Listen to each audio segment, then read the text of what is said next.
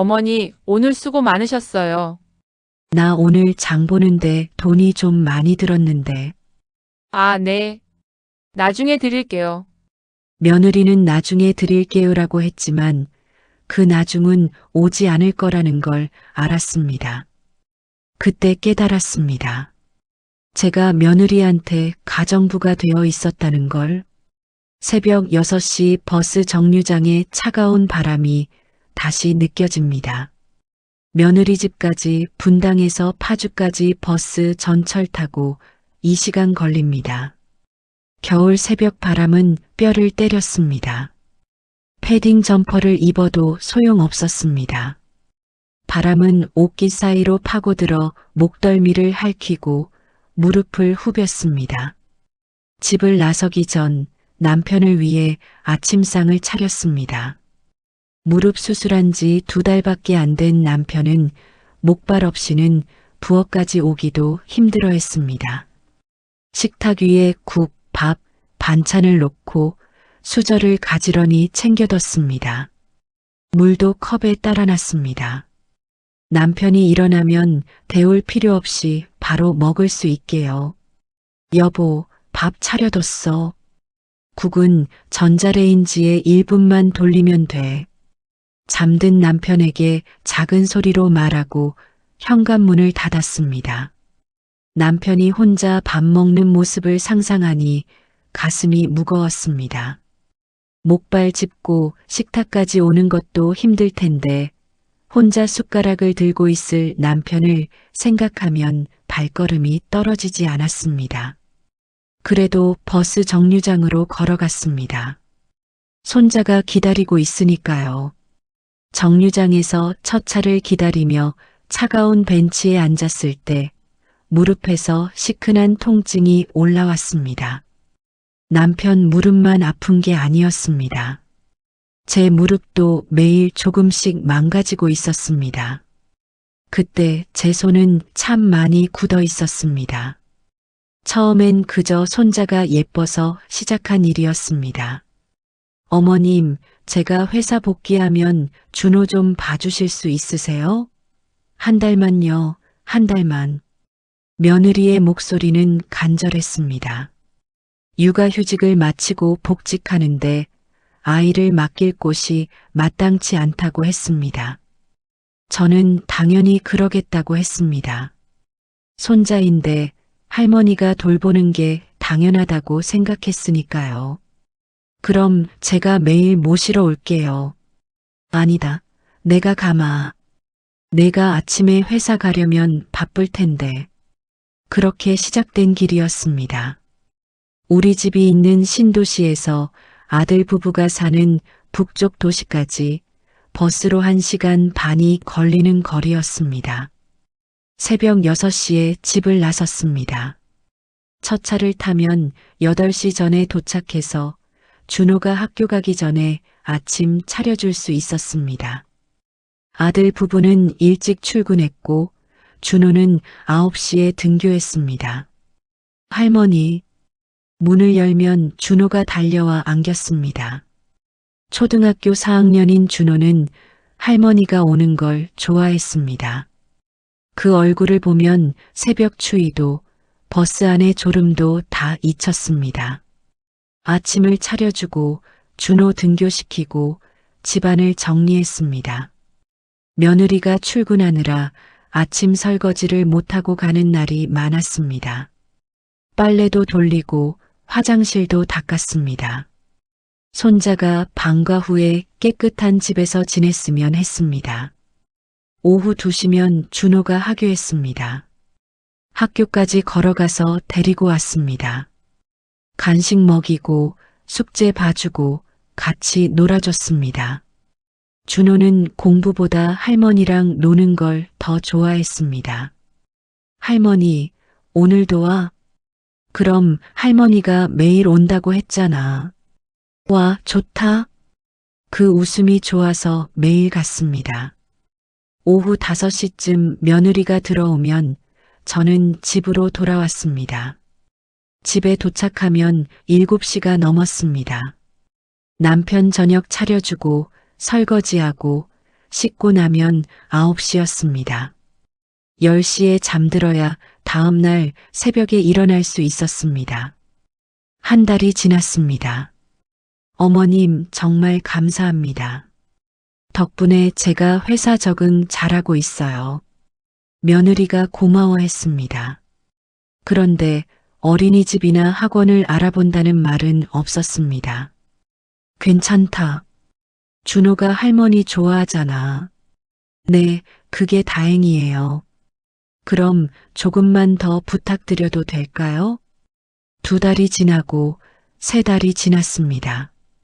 처음 한 달 동안은 며느리가 용돈을 챙겨줬습니다. 봉투에 30만 원을 넣어서 조심스럽게 건넸습니다. 어머님, 이거라도 쓰세요. 교통비랑 준호 간식비 쓰시라고요. 아이고, 이런 것까지. 당연히 드려야죠. 매일 오시는데요. 그 말이 고마웠습니다. 그런데 2달째부터 봉투가 없었습니다. 제가 먼저 말하기도 그렇고 며느리도 말이 없었습니다. 그냥 잊었겠거니 생각했습니다. 바쁠 텐데 그럴 수 있다고 여겼습니다. 3달째에도 없었습니다. 교통비는 하루 왕복 8,000원이었습니다. 한 달이면 20만 원 넘게 들었습니다. 준호 간식이며 군것질거리를 사주면 또 10만 원은 나갔습니다. 제 용돈에서 나가는 돈이었지만 손자 보는데 쓰는 돈이니 아깝지 않았습니다. 그때는 그렇게 생각했습니다.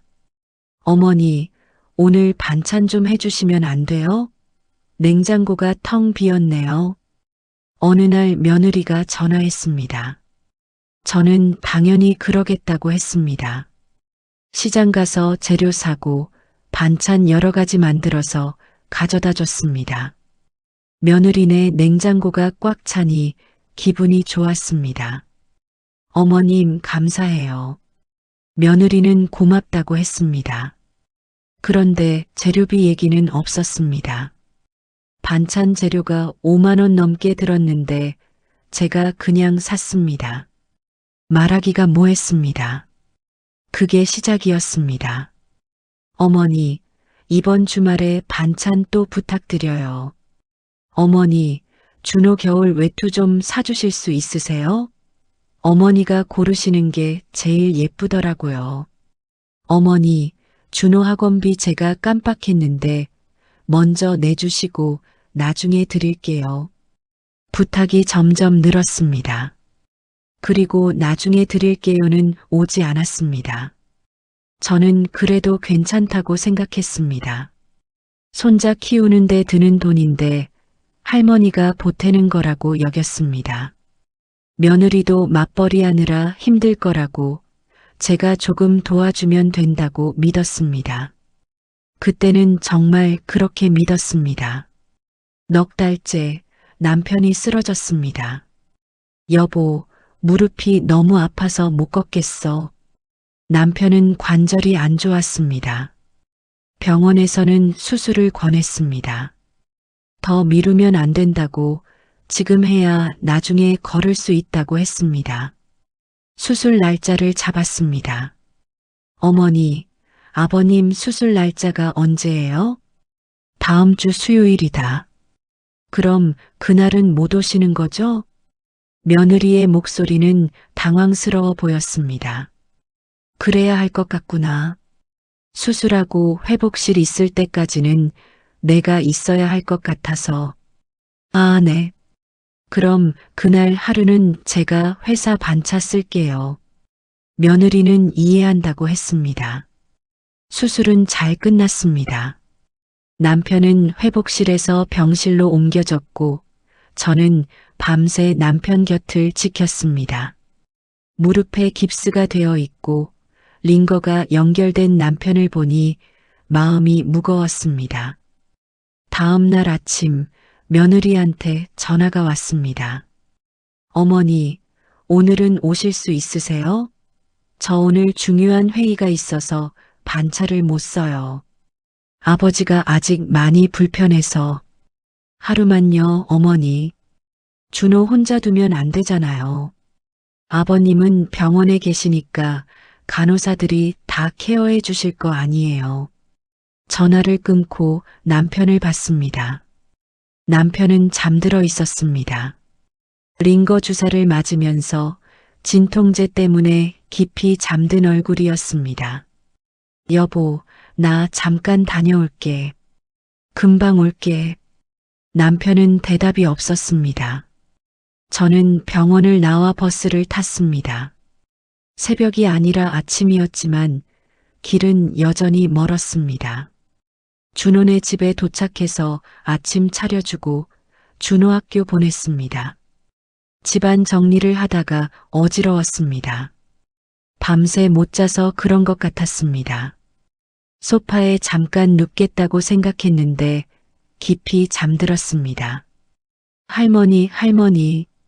준호가 흔들어 깨웠습니다. 시계를 보니 오후 3시였습니다. 학교 시간을 놓쳤습니다. 준호는 혼자 집에 왔고 문이 잠겨 있어서 밖에서 기다렸다고 했습니다. 미안해, 준호야.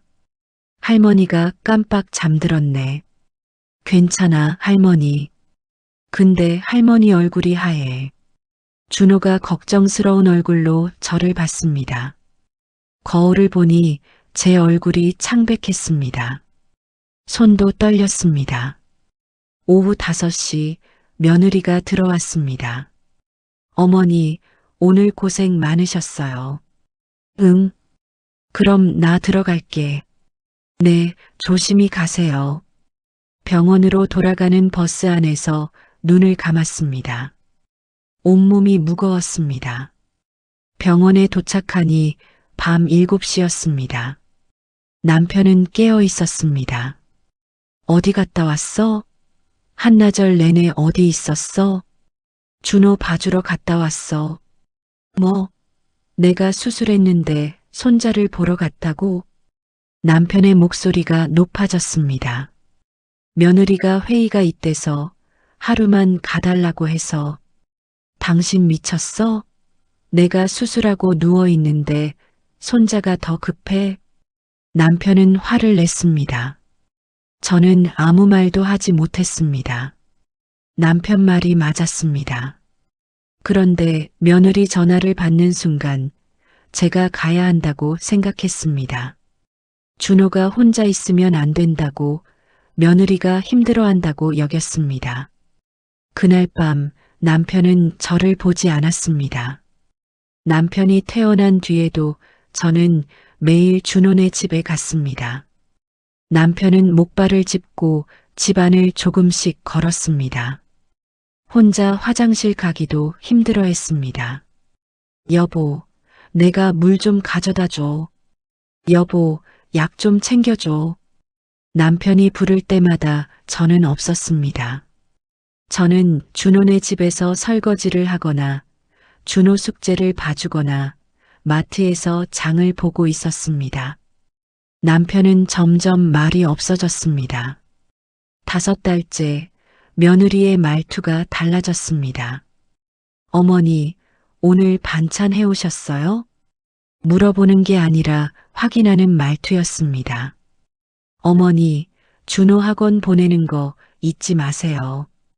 부탁이 아니라 지시하는 말투였습니다. 어머니, 이번 주말에 청소 좀 해주세요. 요즘 제가 바빠서 집이 엉망이에요. 고맙다는 말은 사라졌습니다. 저는 그래도 괜찮다고 생각했습니다. 며느리가 바쁘니까 말투가 무뚝뚝해질 수 있다고 여겼습니다. 제가 조금 더 잘해주면 된다고 믿었습니다. 어느 날 준호가 물었습니다. 할머니, 왜 매일 와? 엄마는 할머니가 심심해서 온대. 응? 엄마가 그렇게 말했어? 응. 할머니가 집에 할아버지밖에 없어서 심심하니까 우리 집에 놀러 오는 거래. 준호는 천진하게 말했습니다. 제 가슴이 철렁했습니다. 며느리는 제가 손자를 돌봐주러 오는 게 아니라 제가 심심해서 놀러 온다고 아이에게 말한 것이었습니다. 그날 저녁 며느리가 들어왔을 때 물어보고 싶었습니다. 왜 그런 말을 했냐고, 제가 매일 왕복 3시간씩 오는 게 놀러 오는 거냐고 묻고 싶었습니다. 그런데 입이 떨어지지 않았습니다. 집으로 돌아가는 버스 안에서 창밖을 봤습니다. 어둠 속에 불빛들이 흘러갔습니다. 제 얼굴이 유리창에 비쳤습니다. 피곤한 얼굴이었습니다. 집에 도착하니 남편은 소파에 앉아 있었습니다. 무릎 위에 찜질팩을 올려놓고 텔레비전을 보고 있었습니다. 저녁은 혼자 먹었어. 남편은 저를 보지 않고 대답했습니다.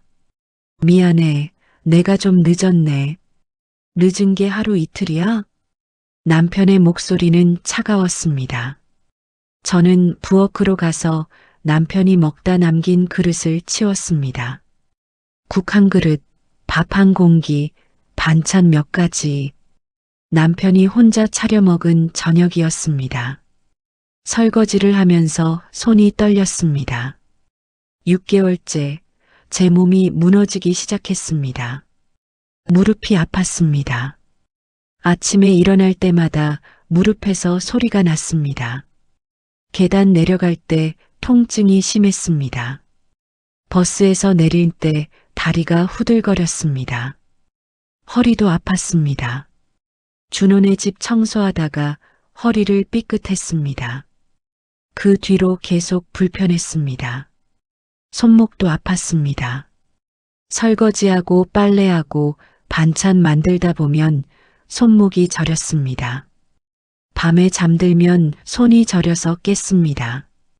잠을 제대로 못 잤습니다. 새벽 5시에 일어나야 하니까 일찍 자야 했는데 잠이 안 왔습니다. 누우면 오늘 한 일들이 떠올랐습니다. 준호 밥 먹였나? 준호 숙제 다 했나? 며느리가 부탁한 거 다 했나? 남편은 괜찮을까? 생각이 꼬리를 물었습니다. 결국 2~3시간 자고 일어났습니다. 그러고 나면 하루 종일 몸이 무거웠습니다. 어머니, 요즘 안색이 안 좋으세요. 며느리가 말했습니다. 걱정하는 것처럼 들렸지만 그 뒤에 이어진 말은 달랐습니다. 그래도 준호 때문에 조금만 더 힘내주세요. 제가 아직 애 맡길 때를 못 구했거든요. 7개월째 저는 달력에 체크를 하기 시작했습니다. 준호네 집에 간 날짜마다 빨간 동그라미를 쳤습니다. 처음엔 그냥 기록이었습니다. 내가 얼마나 갔나 궁금해서 숫자로 보고 싶어서 표시했습니다. 한 달에 26번, 27번씩 동그라미가 그려졌습니다. 거의 매일이었습니다. 그리고 수첩에 쓰기 시작했습니다. 오늘 뭘 했는지, 준호 밤 뭐 해줬는지, 며느리가 뭐 부탁했는지, 재료비가 얼마 들었는지. 처음엔 기억하려고 썼습니다. 나중에 혹시 물어보면 대답하려고 적었습니다. 그런데 적다 보니 숫자가 보였습니다. 교통비, 식비, 반찬 재료비, 준호 간식비, 학원비, 옷가. 한 달에 70만 원이 넘게 나갔습니다. 제 용돈 전부가 준호네 집에 들어갔습니다. 며느리는 2달째부터 용돈을 끊었습니다.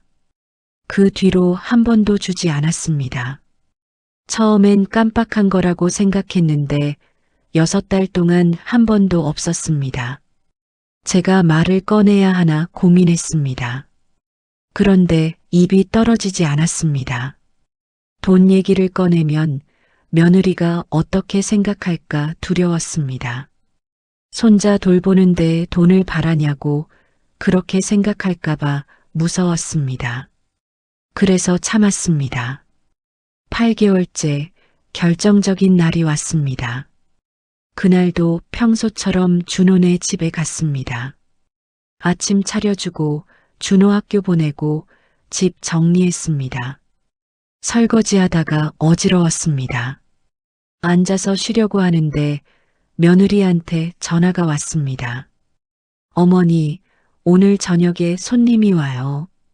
저녁 준비 좀 부탁드려요. 몇 분이나 오시는데? 4명이요. 제 회사 상사님들이에요. 중요한 분들이라 잘 대접해야 해서요. 알았다. 전화를 끊고 마트에 갔습니다. 장을 보는데 손이 떨렸습니다. 생선, 고기, 채소, 과일. 장바구니가 무거웠습니다. 계산하는데 15만 원이 나왔습니다. 집으로 돌아와 요리를 시작했습니다. 생선 굽고, 고기 볶고, 나물 무치고, 국 끓였습니다. 3시간 동안 부엌에 서 있었습니다. 허리가 끊어질 것 같았습니다. 오후 6시 며느리가 손님들과 함께 들어왔습니다. 어서 오세요. 이쪽으로 앉으세요. 며느리는 밝은 얼굴로 손님들을 맞았습니다. 저는 부엌에서 음식을 날랐습니다. 우와, 음식 정말 많네요. 직접 다 하신 거예요? 손님 중 한 분이 물었습니다. 네, 제가 준비했어요. 며느리가 대답했습니다. 제가 한 게 아니라 며느리가 했다고 말한 것이었습니다. 저는 아무 말 하지 않았습니다. 그냥 부엌으로 들어가 설거지를 시작했습니다. 식사가 끝나고 손님들이 돌아간 뒤 며느리가 부엌으로 왔습니다. 어머니, 오늘 수고 많으셨어요. 응. 그런데 어머니, 다음부터는 제가 미리 말씀드릴 테니까 그때 오세요. 오늘처럼 갑자기 부탁드리면 어머니도 힘드실 것 같아서요. 며느리는 배려하는 것처럼 말했습니다. 그런데 그 말 속에는 제가 당연히 와야 한다는 전제가 깔려 있었습니다. 나 오늘 장 보는데 돈이 좀 많이 들었는데 제가 조심스럽게 말했습니다. 아, 네. 나중에 드릴게요. 며느리는 가볍게 대답하고 거실로 나갔습니다. 저는 설거지를 마저 했습니다. 손이 떨렸습니다. 15만 원이 제 통장에서 나갔습니다. 며느리는 나중에 드릴게요라고 했지만 그 나중은 오지 않을 거라는 걸 알았습니다. 집으로 돌아가는 버스 안에서 창밖을 봤습니다. 밤이었습니다. 불빛들이 흘러갔습니다. 집에 도착하니 남편은 잠들어 있었습니다. 침대 옆 테이블에 약봉지가 놓여 있었습니다. 남편이 혼자 약을 먹은 흔적이었습니다. 저는 부엌에 앉아 수첩을 펼쳤습니다. 오늘 쓴 15만 원을 적었습니다. 숫자를 보면서 눈물이 났습니다. 그때 깨달았습니다.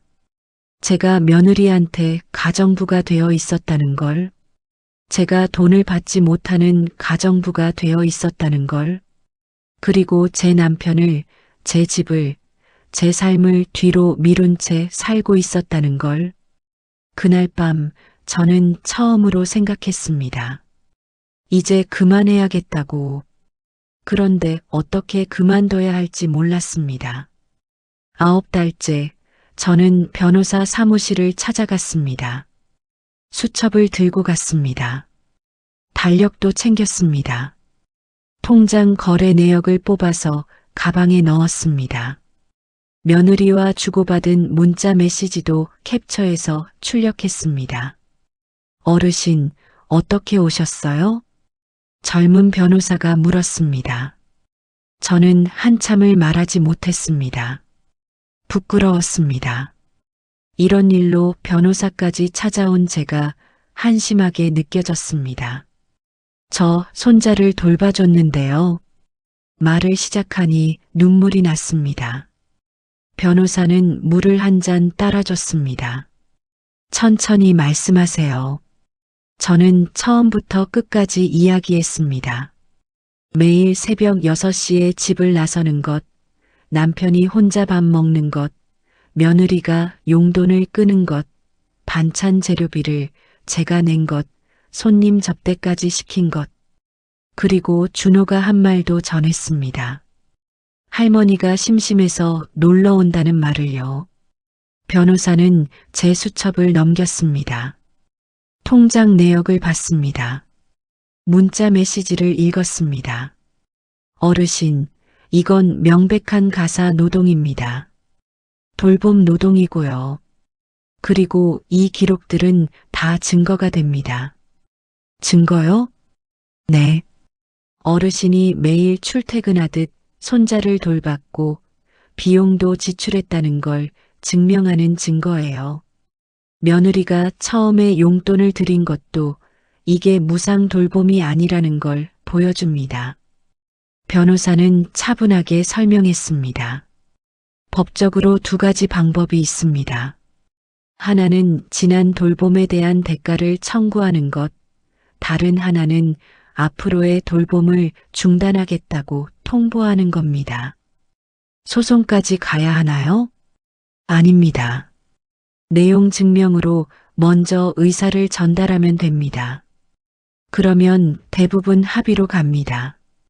소송은 최후의 수단이에요. 변호사는 제게 선택권을 줬습니다. 복수가 아니라 정리라고, 어르신의 존엄을 되찾는 일이라고 말했습니다. 생각해 보시고 연락 주세요. 사무실을 나오는데 다리가 떨렸습니다. 그런데 가슴은 조금 가벼웠습니다. 집으로 돌아와 남편에게 말했습니다. 여보, 나 준호 돌보는 거 그만두려고. 남편은 텔레비전을 보다가 저를 봤습니다. 진작 그럴 걸 그랬어. 남편의 목소리는 담담했습니다. 화가 난 것도 아니고 기쁜 것도 아닌 목소리였습니다. 그냥 오래전부터 알고 있었다는 듯한 말투였습니다. 미안해. 당신 아프게 해서. 미안하긴. 이제라도 정신 차린 게 어딘가. 남편은 다시 텔레비전을 봤습니다. 그런데 손이 제 손을 잡았습니다. 목발 옆에 놓인 남편의 손이 제 손을 꼭 쥐었습니다. 일주일 뒤 변호사 사무실에서 내용 증명을 보냈습니다.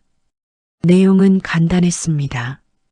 8개월 동안 매일 왕복 3시간씩 이동하며 손자를 돌봤다는 것, 식사 준비와 가사 노동을 했다는 것, 교통비와 식비 등 비용을 지출했다는 것, 그리고 앞으로는 돌봄을 중단한다는 것, 지난 비용에 대한 정산을 요청한다는 것. 며느리한테 내용 증명이 도착한 날 전화가 왔습니다. 어머니, 이게 무슨 일이세요? 며느리의 목소리는 당황스러워 보였습니다. 보낸 대로다. 나 이제 못 가. 어머니, 농담이시죠? 준호는 어떡하라고요? 그건 내가 알아서 해야지. 준호 엄마는 내잖아. 어머니가 그동안 봐주셨잖아요. 갑자기 이러시면 저 어떡해요? 며느리는 억울하다는 듯이 말했습니다. 갑자기가 아니다. 8개월 동안 매일 갔다. 이제 못 가겠다는 거야. 그럼 비용 얘기는 뭐예요? 돈 달라는 거예요? 손자 돌보는데 돈을 바라세요? 며느리의 목소리가 높아졌습니다. 처음 한 달은 내가 용돈 줬잖아. 그 뒤로 안 줬고, 교통비, 반찬 재료비, 간식비, 학원비 다 내가 냈어. 내 통장에서 나간 돈이야. 그건 어머니가 알아서 하신 거잖아요. 제가 달라고 했어요? 내가 부탁했지. 반찬 해달라고, 준호 옷 사달라고, 학원비 내달라고. 다 문자 있어. 전화 너머로 며느리가 숨을 삼키는 소리가 들렸습니다. 어머니, 그럼 준호는요? 준호 생각은 안 하세요? 준호는 너희가 키워야지. 내가 키우는 게 아니야. 어머니, 너무하시네요. 그동안 제가 얼마나 감사했는데. 감사하면 돈을 줬어야지. 고맙다는 말만 했지. 며느리는 한참 말이 없었습니다. 변호사랑 상담하세요. 나 이제 전화 끊는다. 전화를 끊었습니다. 손이 떨렸습니다. 심장이 빠르게 뛰었습니다. 그런데 후회는 없었습니다. 다음 날부터 저는 집에 있었습니다. 새벽 6시에 일어나지 않아도 됐습니다. 남편 아침 차려주고 같이 밥을 먹었습니다. 식탁에서 마주 앉아 밥 먹는 게 얼마 만인지 기억이 안 났습니다. 오늘 뭐 할 거야? 남편이 물었습니다. 그냥 집에 있으려고. 청소하고 빨래하고. 나도 좀 도와줄까? 무릎 아픈데 무슨. 괜찮아. 앉아서 할 수 있는 거 있잖아. 남편은 소파에 앉아 빨래를 개었습니다. 저는 부엌에서 설거지를 했습니다. 창밖으로 햇살이 들어왔습니다. 이 시간에 집에 있는 게 낯설었습니다. 오후에는 남편이랑 동네 산책을 했습니다. 남편은 목발 없이 지팡이만 짚고 걸었습니다. 재활이 많이 된 것 같았습니다. 천천히 가. 알아. 괜찮아. 우리는 천천히 걸었습니다. 동네 공원을 한 바퀴 돌았습니다. 벤치에 앉아 쉬었습니다. 바람이 불었습니다. 따뜻한 바람이었습니다. 여보, 미안해. 내가 너무 몰랐어. 됐어. 이제 알았으면 됐지. 남편은 제 어깨를 두드렸습니다. 2주일 뒤 며느리한테서 연락이 왔습니다. 변호사를 통해서였습니다. 합의 의사가 있다는 내용이었습니다. 지난 8개월 동안의 돌봄 비용을 정산하겠다고 했습니다. 변호사 사무실에서 만났습니다. 며느리는 혼자 왔습니다. 아들은 오지 않았습니다. 어머님, 며느리가 저를 불렀습니다. 예전처럼 밝은 목소리는 아니었습니다. 앉아. 우리는 변호사 앞에 마주 앉았습니다. 정산 내역입니다. 변호사가 서류를 내밀었습니다. 교통비, 식비, 재료비, 기타 비용이 항목별로 정리되어 있었습니다. 8개월 동안 총 530만 원이 들어갔습니다. 며느리는 서류를 보고 한숨을 쉬었습니다. 어머님, 이렇게까지 하셔야 했어요? 그래야 했다. 저도 힘들었어요. 회사 다니면서 애 키우는 게 얼마나 힘든지 아세요? 알아. 그래서 내가 도와준 거야. 근데 너는 그걸 당연하게 여겼잖아. 며느리는 입술을 깨물었습니다. 제가 잘못했어요. 인정할게요. 그런데 돈까지 받으시려는 건 너무한 거 아니에요? 너무한 게 아니야. 내가 일한 대가야. 너도 회사에서 일하고 돈 받잖아. 나도 마찬가지야. 변호사가 끼어들었습니다. 감정적으로 접근하지 마시고요.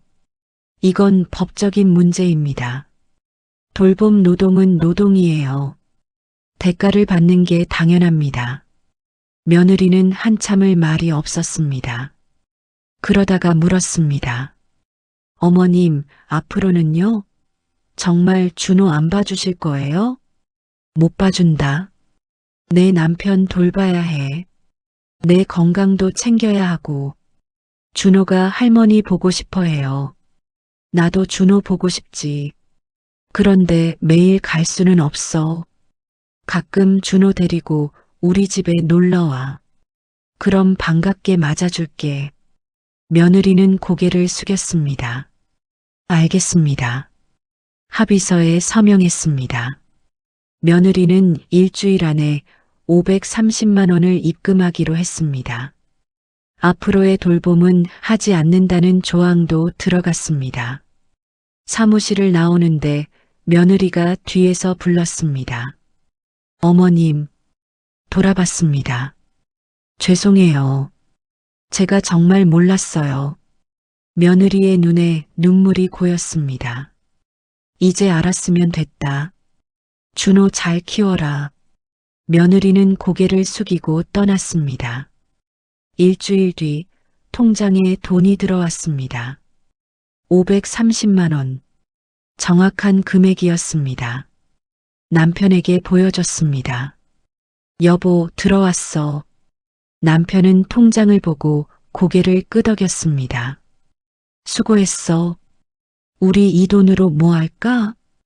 당신이 쓰고 싶은 것 써. 당신이 번 돈이잖아. 저는 잠깐 생각했습니다.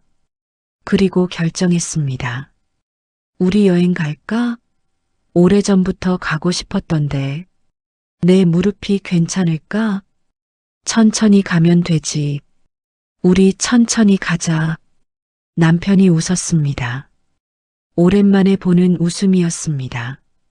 다음 달 우리는 바다로 여행을 갔습니다. 남편은 지팡이를 짚고 천천히 걸었습니다. 저도 천천히 걸었습니다. 바닷바람이 불었습니다.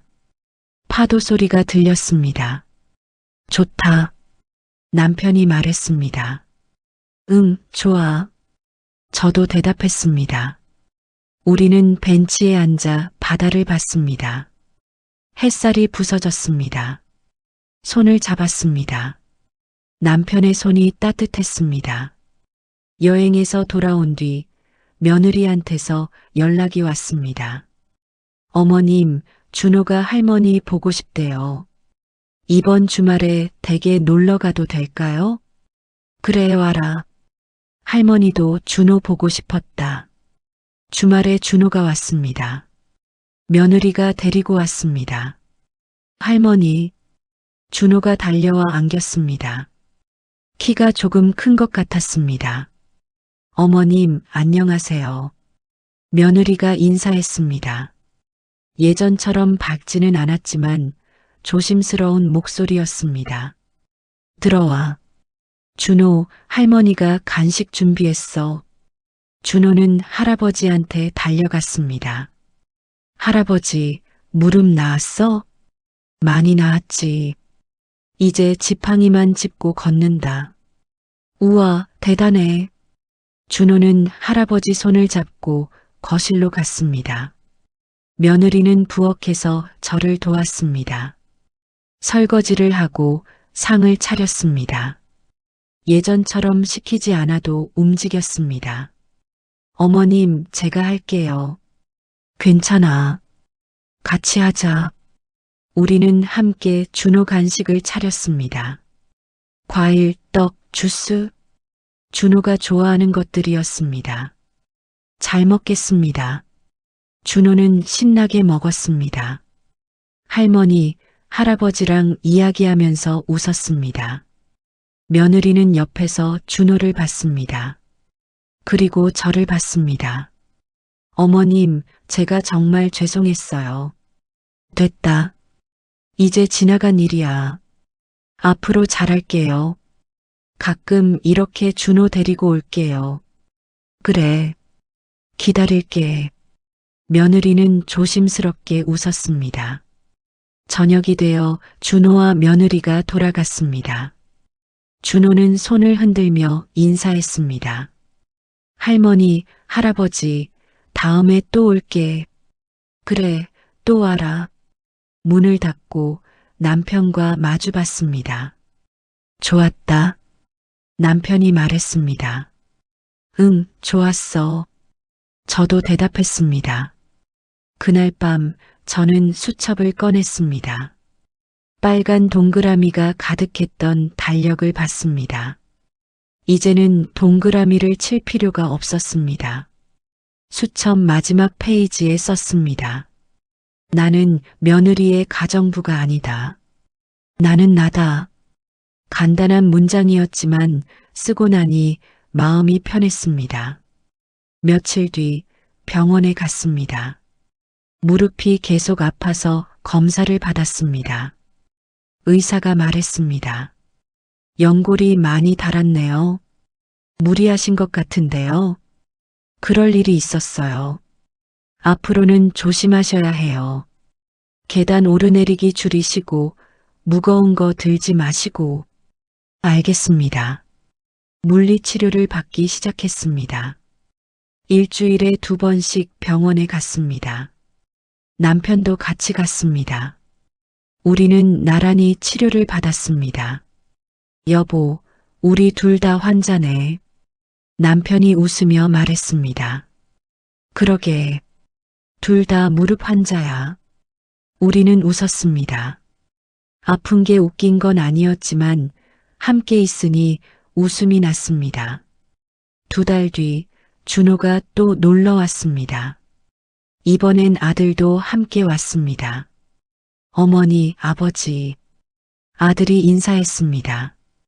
조심스러운 얼굴이었습니다. 어서 와. 아들은 한참을 말이 없었습니다. 그러다가 고개를 숙였습니다. 어머니, 죄송합니다. 제가 몰랐어요. 내가 몰랐구나. 회사 일이 바빠서 집안일을 다 아내한테 맡겼어요. 어머니가 매일 오시는 줄도 모르고 힘드신 줄도 몰랐어요. 이제 알았으면 됐다. 아들은 눈시울을 붉혔습니다. 제가 아내한테도 잘못했고 어머니한테도 잘못했어요. 앞으로는 제가 책임지겠습니다. 그래. 준호는 내가 키워야지. 아들은 고개를 끄덕였습니다. 우리는 함께 저녁을 먹었습니다. 오랜만에 가족이 모인 식탁이었습니다. 준호는 할머니, 할아버지 사이에 앉아 밥을 먹었습니다. 할머니, 이거 맛있어. 많이 먹어라. 할아버지도 같이 먹어요. 그래, 할아버지도 먹는다. 식사 후 아들 가족은 돌아갔습니다. 현관에서 준호가 안겼습니다. 할머니 사랑해. 할머니도 준호 사랑해. 준호를 보내고 문을 닫았습니다. 남편이 소파에 앉아 있었습니다. 저도 옆에 앉았습니다. 여보, 이제 괜찮은 것 같아? 응, 괜찮아.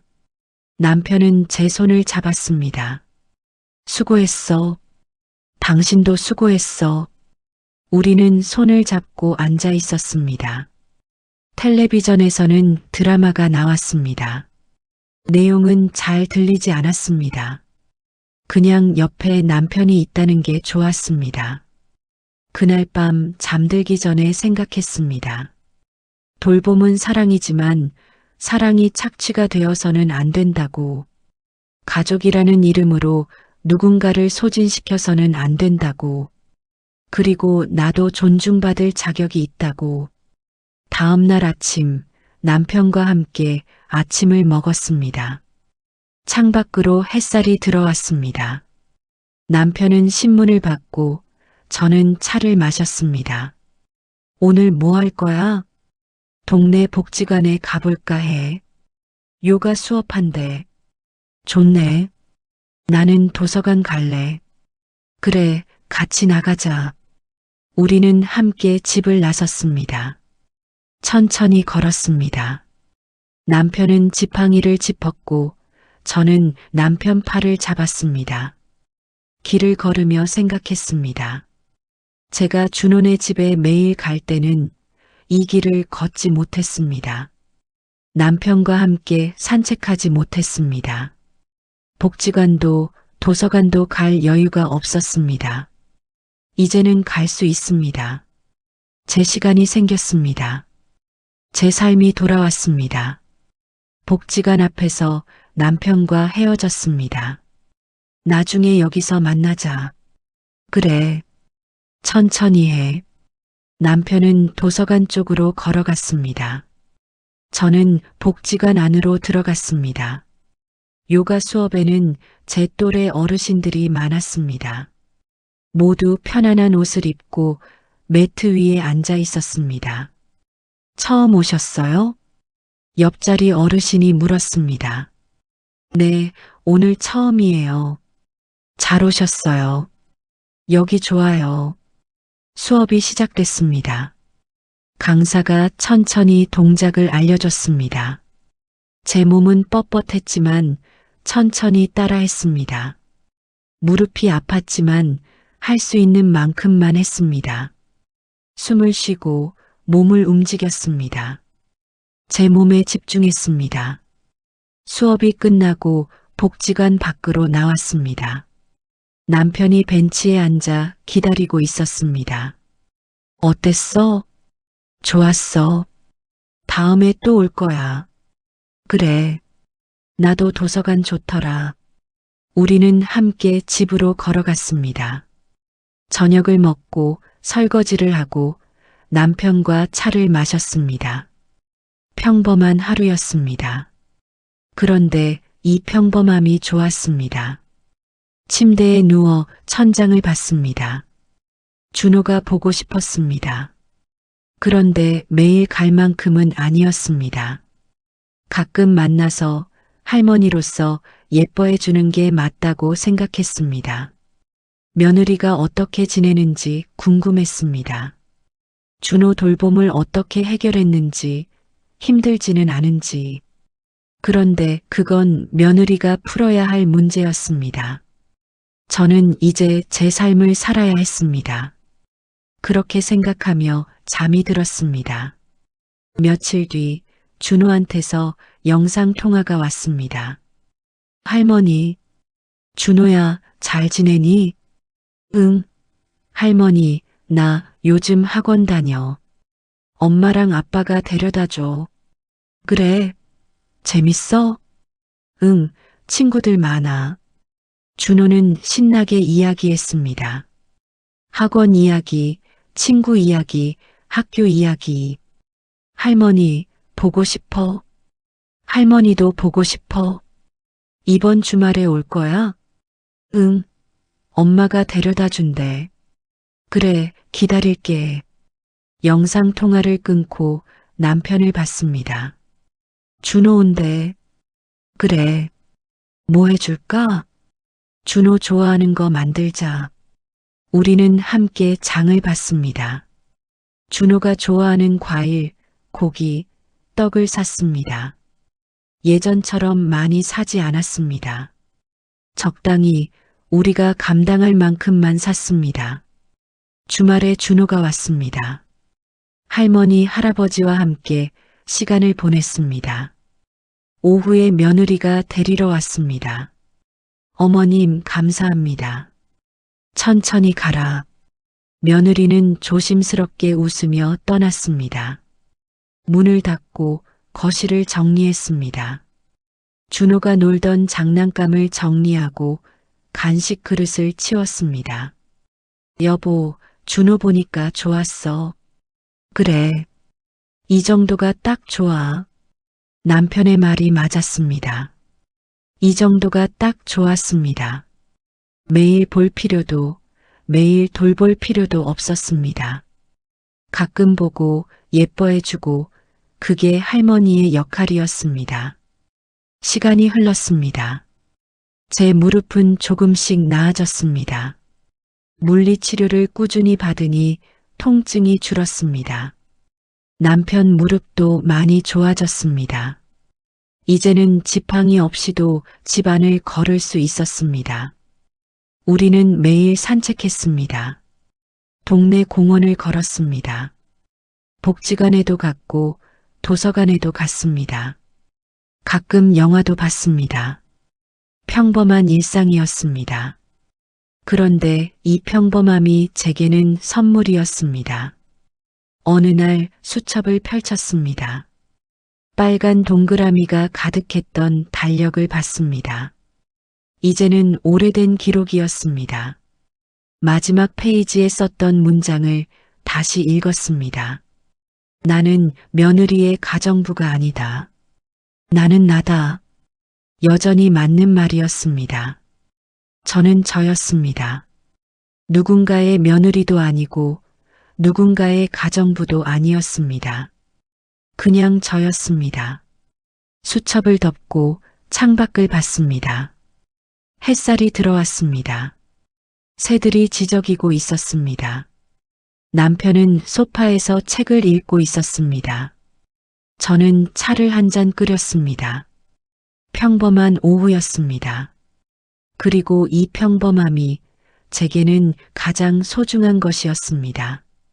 여러분은 어떻게 생각하시나요? 가족이라는 이름으로 돌봄이 당연해지는 순간이 있지 않았나요? 고맙다는 말이 점점 사라지고 책임이 의무가 되는 순간 말입니다. 댓글로 여러분의 이야기를 들려주세요. 이 영상이 도움이 되셨다면 좋아요와 구독 부탁드립니다. 감사합니다. 9달째 저는 변호사 사무실을 찾아갔습니다.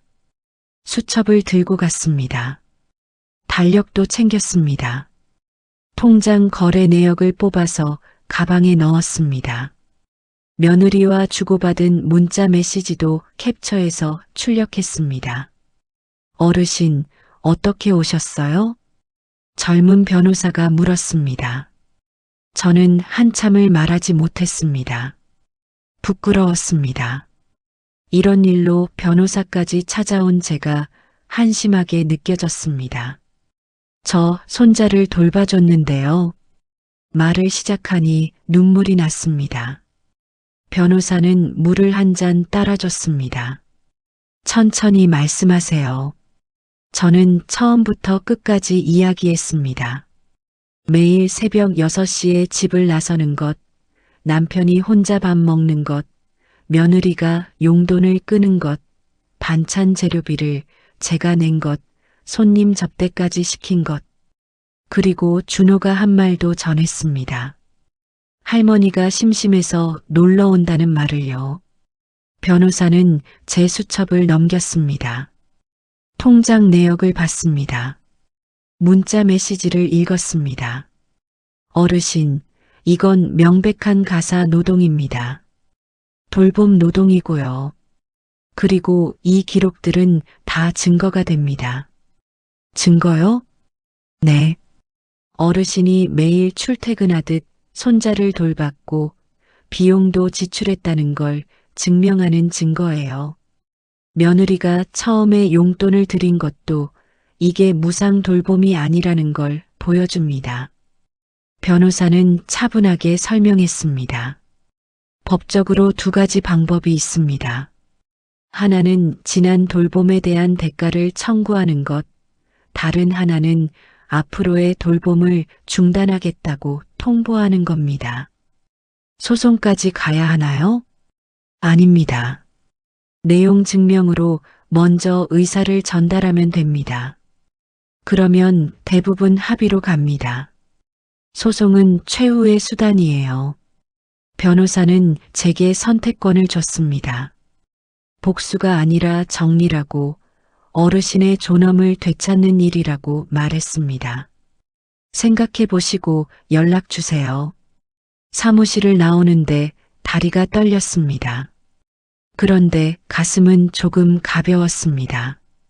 집으로 돌아와 남편에게 말했습니다. 여보, 나 준호 돌보는 거 그만두려고. 남편은 텔레비전을 보다가 저를 봤습니다. 진작 그럴 걸 그랬어. 남편의 목소리는 담담했습니다. 화가 난 것도 아니고 기쁜 것도 아닌 목소리였습니다. 그냥 오래전부터 알고 있었다는 듯한 말투였습니다. 미안해. 당신 아프게 해서. 미안하긴. 이제라도 정신 차린 게 어딘가. 남편은 다시 텔레비전을 봤습니다. 그런데 손이 제 손을 잡았습니다. 목발 옆에 놓인 남편의 손이 제 손을 꼭 쥐었습니다. 일주일 뒤 변호사 사무실에서 내용 증명을 보냈습니다. 내용은 간단했습니다. 8개월 동안 매일 왕복 3시간씩 이동하며 손자를 돌봤다는 것, 식사 준비와 가사 노동을 했다는 것, 교통비와 식비 등 비용을 지출했다는 것, 그리고 앞으로는 돌봄을 중단한다는 것, 지난 비용에 대한 정산을 요청한다는 것. 며느리한테 내용 증명이 도착한 날 전화가 왔습니다. 어머니, 이게 무슨 일이세요? 며느리의 목소리는 당황스러워 보였습니다. 보낸 대로다. 나 이제 못 가. 어머니, 농담이시죠? 준호는 어떡하라고요? 그건 내가 알아서 해야지. 준호 엄마는 내잖아. 어머니가 그동안 봐주셨잖아요. 갑자기 이러시면 저 어떡해요? 며느리는 억울하다는 듯이 말했습니다. 갑자기가 아니다. 8개월 동안 매일 갔다. 이제 못 가겠다는 거야. 그럼 비용 얘기는 뭐예요? 돈 달라는 거예요? 손자 돌보는데 돈을 바라세요? 며느리의 목소리가 높아졌습니다. 처음 한 달은 내가 용돈 줬잖아. 그 뒤로 안 줬고, 교통비, 반찬 재료비, 간식비, 학원비 다 내가 냈어. 내 통장에서 나간 돈이야. 그건 어머니가 알아서 하신 거잖아요. 제가 달라고 했어요? 내가 부탁했지. 반찬 해달라고, 준호 옷 사달라고, 학원비 내달라고. 다 문자 있어. 전화 너머로 며느리가 숨을 삼키는 소리가 들렸습니다. 어머니, 그럼 준호는요? 준호 생각은 안 하세요? 준호는 너희가 키워야지. 내가 키우는 게 아니야. 어머니, 너무하시네요. 그동안 제가 얼마나 감사했는데. 감사하면 돈을 줬어야지. 고맙다는 말만 했지. 며느리는 한참 말이 없었습니다. 변호사랑 상담하세요. 나 이제 전화 끊는다. 전화를 끊었습니다. 손이 떨렸습니다. 심장이 빠르게 뛰었습니다. 그런데 후회는 없었습니다. 다음 날부터 저는 집에 있었습니다. 새벽 6시에 일어나지 않아도 됐습니다. 남편 아침 차려주고 같이 밥을 먹었습니다. 식탁에서 마주 앉아 밥 먹는 게 얼마 만인지 기억이 안 났습니다. 오늘 뭐 할 거야? 남편이 물었습니다. 그냥 집에 있으려고. 청소하고 빨래하고. 나도 좀 도와줄까? 무릎 아픈데 무슨. 괜찮아. 앉아서 할 수 있는 거 있잖아. 남편은 소파에 앉아 빨래를 개었습니다. 저는 부엌에서 설거지를 했습니다. 창밖으로 햇살이 들어왔습니다. 이 시간에 집에 있는 게 낯설었습니다. 오후에는 남편이랑 동네 산책을 했습니다. 남편은 목발 없이 지팡이만 짚고 걸었습니다. 재활이 많이 된 것 같았습니다. 천천히 가. 알아. 괜찮아. 우리는 천천히 걸었습니다. 동네 공원을 한 바퀴 돌았습니다. 벤치에 앉아 쉬었습니다. 바람이 불었습니다. 따뜻한 바람이었습니다. 여보, 미안해. 내가 너무 몰랐어. 됐어. 이제 알았으면 됐지. 남편은 제 어깨를 두드렸습니다. 2주일 뒤 며느리한테서 연락이 왔습니다. 변호사를 통해서였습니다. 합의 의사가 있다는 내용이었습니다. 지난 8개월 동안의 돌봄 비용을 정산하겠다고 했습니다. 변호사 사무실에서 만났습니다. 며느리는 혼자 왔습니다. 아들은 오지 않았습니다. 어머님, 며느리가 저를 불렀습니다. 예전처럼 밝은 목소리는 아니었습니다. 앉아. 우리는 변호사 앞에 마주 앉았습니다. 정산 내역입니다. 변호사가 서류를 내밀었습니다. 교통비, 식비, 재료비, 기타 비용이 항목별로 정리되어 있었습니다. 8개월 동안 총 530만 원이 들어갔습니다. 며느리는 서류를 보고 한숨을 쉬었습니다. 어머님, 이렇게까지 하셔야 했어요? 그래야 했다. 저도 힘들었어요. 회사 다니면서 애 키우는 게 얼마나 힘든지 아세요? 알아. 그래서 내가 도와준 거야. 근데 너는 그걸 당연하게 여겼잖아. 며느리는 입술을 깨물었습니다. 제가 잘못했어요. 인정할게요. 그런데 돈까지 받으시려는 건 너무한 거 아니에요? 너무한 게 아니야. 내가 일한 대가야.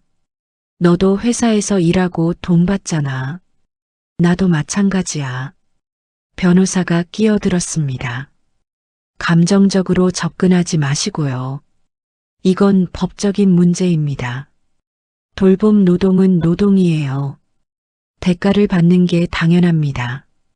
며느리는 한참을 말이 없었습니다. 그러다가 물었습니다. 어머님, 앞으로는요? 정말 준호 안 봐주실 거예요? 못 봐준다. 내 남편 돌봐야 해. 내 건강도 챙겨야 하고. 준호가 할머니 보고 싶어 해요. 나도 준호 보고 싶지. 그런데 매일 갈 수는 없어. 가끔 준호 데리고 우리 집에 놀러 와.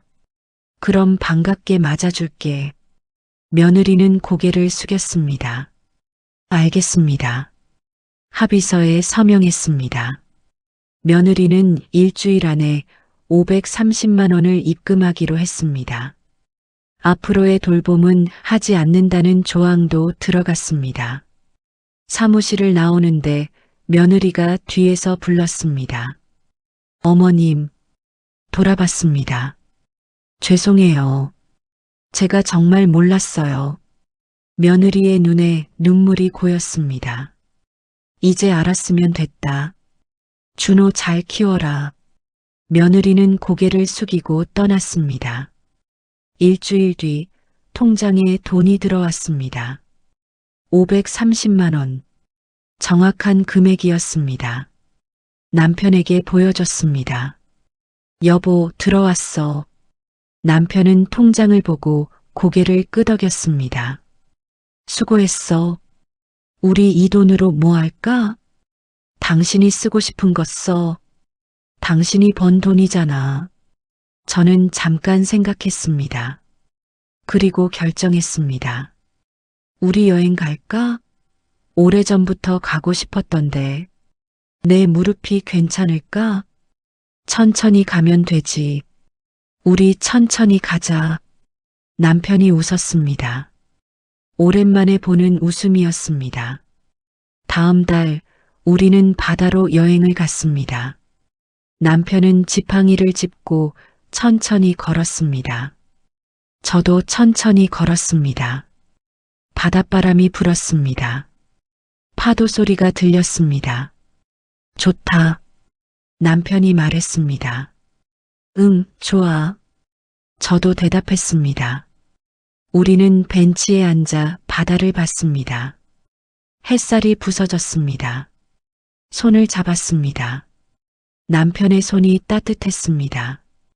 여행에서 돌아온 뒤 며느리한테서 연락이 왔습니다. 어머님, 준호가 할머니 보고 싶대요. 이번 주말에 댁에 놀러 가도 될까요? 그래, 와라. 할머니도 준호 보고 싶었다. 주말에 준호가 왔습니다. 며느리가 데리고 왔습니다. 할머니, 준호가 달려와 안겼습니다. 키가 조금 큰 것 같았습니다. 어머님, 안녕하세요. 며느리가 인사했습니다. 예전처럼 밝지는 않았지만 조심스러운 목소리였습니다. 들어와. 준호, 할머니가 간식 준비했어. 준호는 할아버지한테 달려갔습니다. 할아버지, 무릎 나았어? 많이 나았지. 이제 지팡이만 짚고 걷는다. 우와, 대단해. 준호는 할아버지 손을 잡고 거실로 갔습니다. 며느리는 부엌에서 저를 도왔습니다. 설거지를 하고 상을 차렸습니다. 예전처럼 시키지 않아도 움직였습니다. 어머님, 제가 할게요. 괜찮아. 같이 하자. 우리는 함께 준호 간식을 차렸습니다. 과일, 떡, 주스. 준호가 좋아하는 것들이었습니다. 잘 먹겠습니다. 준호는 신나게 먹었습니다. 할머니, 할아버지랑 이야기하면서 웃었습니다. 며느리는 옆에서 준호를 봤습니다. 그리고 저를 봤습니다. 어머님, 제가 정말 죄송했어요. 됐다. 이제 지나간 일이야. 앞으로 잘할게요. 가끔 이렇게 준호 데리고 올게요. 그래. 기다릴게. 며느리는 조심스럽게 웃었습니다. 저녁이 되어 준호와 며느리가 돌아갔습니다. 준호는 손을 흔들며 인사했습니다. 할머니, 할아버지, 다음에 또 올게. 그래, 또 와라. 문을 닫고 남편과 마주봤습니다. 좋았다. 남편이 말했습니다. 응, 좋았어. 저도 대답했습니다. 그날 밤 저는 수첩을 꺼냈습니다. 빨간 동그라미가 가득했던 달력을 봤습니다. 이제는 동그라미를 칠 필요가 없었습니다. 수첩 마지막 페이지에 썼습니다. 나는 며느리의 가정부가 아니다. 나는 나다. 간단한 문장이었지만 쓰고 나니 마음이 편했습니다. 며칠 뒤 병원에 갔습니다. 무릎이 계속 아파서 검사를 받았습니다. 의사가 말했습니다. 연골이 많이 닳았네요. 무리하신 것 같은데요. 그럴 일이 있었어요. 앞으로는 조심하셔야 해요. 계단 오르내리기 줄이시고 무거운 거 들지 마시고. 알겠습니다. 물리치료를 받기 시작했습니다. 일주일에 2번씩 병원에 갔습니다. 남편도 같이 갔습니다. 우리는 나란히 치료를 받았습니다. 여보, 우리 둘 다 환자네. 남편이 웃으며 말했습니다. 그러게, 둘 다 무릎 환자야. 우리는 웃었습니다. 아픈 게 웃긴 건 아니었지만 함께 있으니 웃음이 났습니다. 2달 뒤 준호가 또 놀러 왔습니다. 이번엔 아들도 함께 왔습니다. 어머니, 아버지, 아들이 인사했습니다. 조심스러운 얼굴이었습니다. 어서 와. 아들은 한참을 말이 없었습니다. 그러다가 고개를 숙였습니다. 어머니, 죄송합니다. 제가 몰랐어요. 내가 몰랐구나. 회사 일이 바빠서 집안일을 다 아내한테 맡겼어요. 어머니가 매일 오시는 줄도 모르고 힘드신 줄도 몰랐어요. 이제 알았으면 됐다. 아들은 눈시울을 붉혔습니다. 제가 아내한테도 잘못했고 어머니한테도 잘못했어요. 앞으로는 제가 책임지겠습니다. 그래. 준호는 내가 키워야지. 아들은 고개를 끄덕였습니다.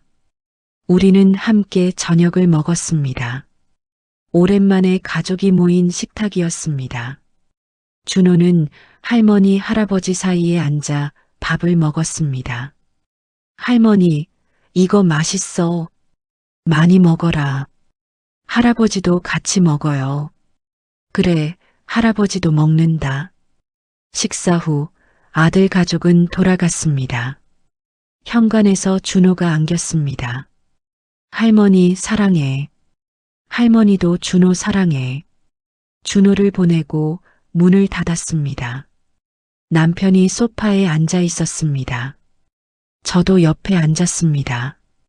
여보, 이제 괜찮은 것 같아? 응, 괜찮아. 남편은 제 손을 잡았습니다. 수고했어. 당신도 수고했어. 우리는 손을 잡고 앉아 있었습니다. 텔레비전에서는 드라마가 나왔습니다. 내용은 잘 들리지 않았습니다.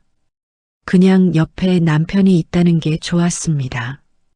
그날 밤 잠들기 전에 생각했습니다. 돌봄은 사랑이지만 사랑이 착취가 되어서는 안 된다고. 가족이라는 이름으로 누군가를 소진시켜서는 안 된다고. 그리고 나도 존중받을 자격이 있다고. 다음 날 아침 남편과 함께 아침을 먹었습니다. 창밖으로 햇살이 들어왔습니다. 남편은 신문을 받고 저는 차를 마셨습니다. 오늘 뭐 할 거야? 동네 복지관에 가볼까 해. 요가 수업한대. 좋네. 나는 도서관 갈래. 그래, 같이 나가자. 우리는 함께 집을 나섰습니다. 천천히 걸었습니다. 남편은 지팡이를 짚었고 저는 남편 팔을 잡았습니다. 길을 걸으며 생각했습니다. 제가 준호네 집에 매일 갈 때는 이 길을 걷지 못했습니다. 남편과 함께 산책하지 못했습니다. 복지관도 도서관도 갈 여유가 없었습니다. 이제는 갈 수 있습니다. 제 시간이 생겼습니다. 제 삶이 돌아왔습니다. 복지관 앞에서 남편과 헤어졌습니다. 나중에 여기서 만나자. 그래. 천천히 해. 남편은 도서관 쪽으로 걸어갔습니다. 저는 복지관 안으로 들어갔습니다. 요가 수업에는 제 또래 어르신들이 많았습니다. 모두 편안한 옷을 입고 매트 위에 앉아 있었습니다. 처음 오셨어요? 옆자리 어르신이 물었습니다. 네, 오늘 처음이에요. 잘 오셨어요. 여기 좋아요. 수업이 시작됐습니다. 강사가 천천히 동작을 알려줬습니다. 제 몸은 뻣뻣했지만 천천히 따라했습니다. 무릎이 아팠지만 할 수 있는 만큼만 했습니다. 숨을 쉬고 몸을 움직였습니다. 제 몸에 집중했습니다. 수업이 끝나고 복지관 밖으로 나왔습니다. 남편이 벤치에 앉아 기다리고 있었습니다. 어땠어? 좋았어. 다음에 또 올 거야. 그래. 나도 도서관 좋더라. 우리는 함께 집으로 걸어갔습니다. 저녁을 먹고 설거지를 하고 남편과 차를 마셨습니다. 평범한 하루였습니다. 그런데 이 평범함이 좋았습니다. 침대에 누워 천장을 봤습니다. 준호가 보고 싶었습니다. 그런데 매일 갈 만큼은 아니었습니다. 가끔 만나서 할머니로서 예뻐해 주는 게 맞다고 생각했습니다. 며느리가 어떻게 지내는지 궁금했습니다. 준호 돌봄을 어떻게 해결했는지, 힘들지는 않은지. 그런데 그건 며느리가 풀어야 할 문제였습니다. 저는 이제 제 삶을 살아야 했습니다. 그렇게 생각하며 잠이 들었습니다. 며칠 뒤 준호한테서 영상 통화가 왔습니다. 할머니, 준호야, 잘 지내니? 응. 할머니, 나 요즘 학원 다녀. 엄마랑 아빠가 데려다 줘. 그래. 재밌어? 응, 친구들 많아. 준호는 신나게 이야기했습니다. 학원 이야기, 친구 이야기, 학교 이야기. 할머니, 보고 싶어? 할머니도 보고 싶어? 이번 주말에 올 거야? 응. 엄마가 데려다 준대. 그래, 기다릴게. 영상 통화를 끊고 남편을 봤습니다. 준호 온대. 그래. 뭐 해줄까? 준호 좋아하는 거 만들자. 우리는 함께 장을 봤습니다. 준호가 좋아하는 과일, 고기, 떡을 샀습니다. 예전처럼 많이 사지 않았습니다. 적당히 우리가 감당할 만큼만 샀습니다. 주말에 준호가 왔습니다. 할머니, 할아버지와 함께 시간을 보냈습니다. 오후에 며느리가 데리러 왔습니다. 어머님, 감사합니다. 천천히 가라. 며느리는 조심스럽게 웃으며 떠났습니다. 문을 닫고 거실을 정리했습니다. 준호가 놀던 장난감을 정리하고 간식 그릇을 치웠습니다. 여보, 준호 보니까 좋았어. 그래. 이 정도가 딱 좋아. 남편의 말이 맞았습니다. 이 정도가 딱 좋았습니다. 매일 볼 필요도, 매일 돌볼 필요도 없었습니다. 가끔 보고 예뻐해주고 그게 할머니의 역할이었습니다. 시간이 흘렀습니다. 제 무릎은 조금씩 나아졌습니다. 물리치료를 꾸준히 받으니 통증이 줄었습니다. 남편 무릎도 많이 좋아졌습니다. 이제는 지팡이 없이도 집안을 걸을 수 있었습니다. 우리는 매일 산책했습니다. 동네 공원을 걸었습니다. 복지관에도 갔고 도서관에도 갔습니다. 가끔 영화도 봤습니다. 평범한 일상이었습니다. 그런데 이 평범함이 제게는 선물이었습니다. 어느 날 수첩을 펼쳤습니다. 빨간 동그라미가 가득했던 달력을 봤습니다. 이제는 오래된 기록이었습니다. 마지막 페이지에 썼던 문장을 다시 읽었습니다. 나는 며느리의 가정부가 아니다. 나는 나다. 여전히 맞는 말이었습니다. 저는 저였습니다. 누군가의 며느리도 아니고 누군가의 가정부도 아니었습니다. 그냥 저였습니다. 수첩을 덮고 창밖을 봤습니다. 햇살이 들어왔습니다. 새들이 지저귀고 있었습니다. 남편은 소파에서 책을 읽고 있었습니다. 저는 차를 한 잔 끓였습니다. 평범한 오후였습니다. 그리고 이 평범함이 제게는 가장 소중한 것이었습니다. 여러분은 어떻게 생각하시나요? 가족이라는 이름으로 돌봄이 당연해지는 순간이 있지 않았나요? 고맙다는 말이 점점 사라지고 책임이 의무가 되는 순간 말입니다. 댓글로 여러분의 이야기를 들려주세요. 이 영상이 도움이 되셨다면 좋아요와 구독 부탁드립니다. 감사합니다.